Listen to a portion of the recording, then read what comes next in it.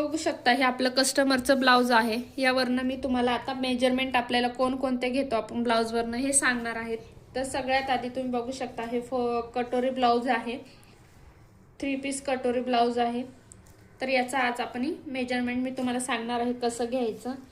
तर सगळ्यात आधी आपल्याला उंची घ्यायची आहे। उंची कधीही बॅक साईडने घ्यायची, कारण की फ्रंटने जर आपण उंची घेतले तर बघा कपडा किती ताणला जातो, त्यामुळे आपलं ब्लाऊज चुकू शकतं।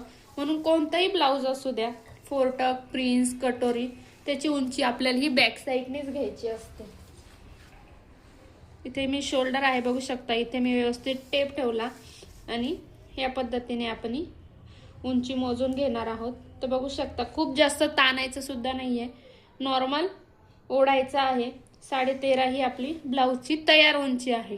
तर यामध्ये आपल्याला एक्स्ट्रा मार्जिन 1 इंच घ्यावं लागतं कटिंगच्या वेळेस, जे आपल्या शिलाईमध्ये जाऊन आपल्याला प्रॉपर आपली उंची 13 येते। तर उंची आपली आहे 13.5 बघू शकता। आपल्याला आता चेस्ट मोजायची आहे। चेस्ट ही 2 प्रकारे मोजता येते। इथे मी हुक लावून घेतला आहे।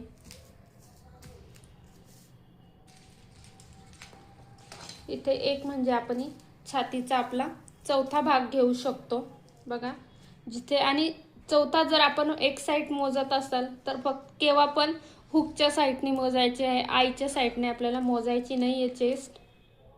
बघा इथे मी ठेवलं आणि ब्लाऊज थोडा ओढून घेतला, बघू शकता इथे आपली फिटिंग आहे। तर आपली चेस्ट आहे चौथा भाग छातीचा 10, म्हणजे आपली चेस्ट आहे पूर्ण 40 ची। या प्रकारे आपण मोजू शकतो, किंवा ब्लाऊज व्यवस्थित हुक लावून घ्यायचे आहेत, व्यवस्थित सेट करायचं आणि बघू शकता इथं आपला आर्महोल जॉइंट आहे, तिथे आपण टेप ठेवणार आणि सरळ दुसऱ्या आर्महोलकडे टेप हे करणार आणि खूप जास्त काय ताणायचं नाहीये, खूप जास्त काय ओढायचं नाहीये, नॉर्मली आपण ओढणार आहोत। बघू शकता 20 आलेला आहे चेस्टचा आपले, म्हणजे हा छातीचा आपला दुसरा भाग आलेला आहे। या पद्धतीने आपण ही चेस्ट मोजू शकतो, म्हणजे आपली छाती आहे पूर्ण 40 ची, त्यामध्ये आपलं एक्स्ट्रा मार्जिन होतं कटिंग मध्ये ऍड होतं। आता मोजणार आहोत कंबर। कंबर मोजताना ही बघा हुकची साइड आहे, तिथून आपण ही कंबर मोजणार आहोत। या पद्धतीने टेप ठेवून व्यवस्थित टेप आणि कपडा हा दोघं ताणून धरायचं आहे, खूप जास्त पण ताणायचं नाहीये, नॉर्मली। आणि जिथे आपली आईची पट्टी जॉइंट होते तिथपर्यंतच आपण याचं मेजरमेंट घेणार आहोत, म्हणजे 32 हे आपलं कंबर आलेलं आहे। या पद्धतीने आपण कंबर मोजतो।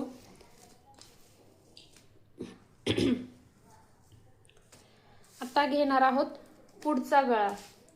बघू शकता पुढचा आणि मागचा गळा आय थिंक सेम आहे, थोडंफार चेंजेस आहेत, अर्धा 1 इंचाचं। व्यवस्थित मी ब्लाऊज पहिले प्रॉपर सेट करून घेतला, बघू शकता। शोल्डरच्या इथे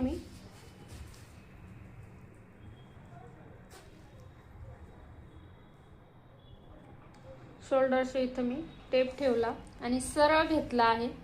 या पद्धतीने बघू शकता इथे आपला 5.5 आपला पुढचा गळा आलेला आहे। त्याच पद्धतीने मागचा सुद्धा गळा बघू शकता 5 आहे आणि पुढचा गळा हा 5.5 आहे। या पद्धतीने आपण मागचा आणि पुढचा दोन्ही गळे मेजरमेंट केलेले आहेत। तरी एकदा आपण मोजून घ्यायचं आहे मागचा सुद्धा, किंवा म्हणजे कमी जास्त होऊ शकतं, त्यामुळे चान्स घ्यायचा नाहीये। हे बघा बघू शकता आपला मागचा गळा हा 5 आहे।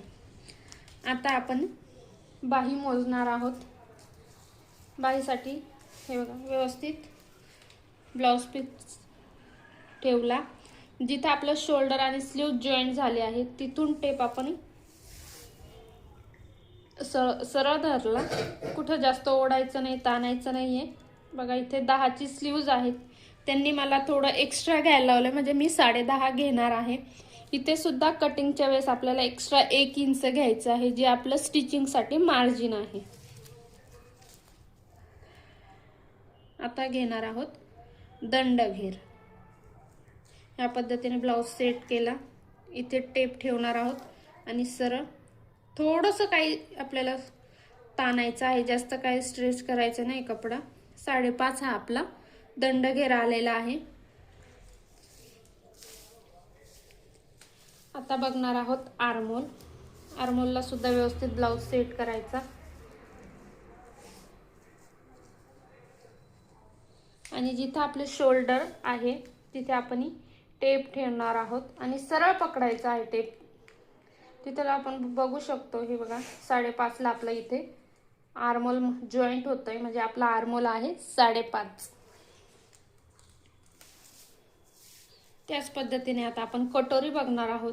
कटोरी सुद्धा वाढवण्याची पद्धत आहे. जर तुम्हाला माहीत नसेल तर मी नेक्स्ट व्हिडिओमध्ये नक्की सांगेल. तर हे बघा व्यवस्थित स्ट्रेच केलं मी. तर हे 5.6ची आपली कटोरी आहे. ही सुद्धा कटिंगची एक पद्धत आहे. जर तुम्हाला ही कटिंग बघायची असेल तर नेक्स्ट व्हिडिओमध्ये मी या ब्लाऊजचं कटिंग दाखवणार आहे. जर तुम्हाला यामध्ये माहिती मिळाली असेल किंवा काही नॉलेज भेटला असेल तर व्हिडिओला नक्की लाईक करा आणि चॅनलला सबस्क्राईब करा. थँक्यू.